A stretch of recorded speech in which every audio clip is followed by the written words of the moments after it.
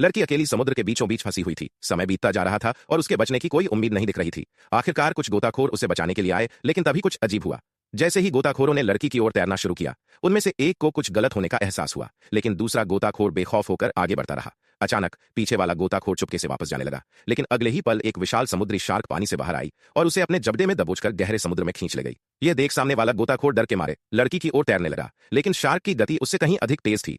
देखते ही देखते वह लहरों के नीचे गायब हो गया और पानी की सतह पर केवल उसका टूटा हुआ सर्फबोर्ड तैरता रह गया। समुद्र कुछ देर के लिए शांत हो गया, लेकिन लड़की के दिल में डर की लहरें उठ रही थीं। तभी पानी के नीचे हलचल हुई। घायल गोताखोर किसी तरह शार्क के जबड़े से बच निकलने में कामयाब रहा और मुश्किल से सतह तक पहुंचा। लड़की ने उसे बचाने के लिए हाथ बढ़ाया, लेकिन तभी क्रूर शार्क दोबारा समुद्र की गहराइयों से उभरी और उसे फिर से खींच ले गई। लड़की स्तब्ध थी। इस बार पानी की सतह पर केवल खून की परत तैर रही थी। आसमान में धीरे धीरे अंधेरा छाने लगा था और लहरें चट्टानों को डुबाने लगी थीं। लड़की को समझ नहीं आ रहा था कि अब वह क्या करे। तभी उसकी नजर पास ही स्थित एक समुद्री बोया पर पड़ी। यह उसकी आखिरी उम्मीद थी। जब शार्क ध्यान नहीं दे रही थी, वह तुरंत समुद्र में कूद पड़ी, लेकिन उसकी मुश्किलें यहीं खत्म नहीं हुईं। रास्ते में उसे जहरीली जेलीफिश का एक झुंड मिला।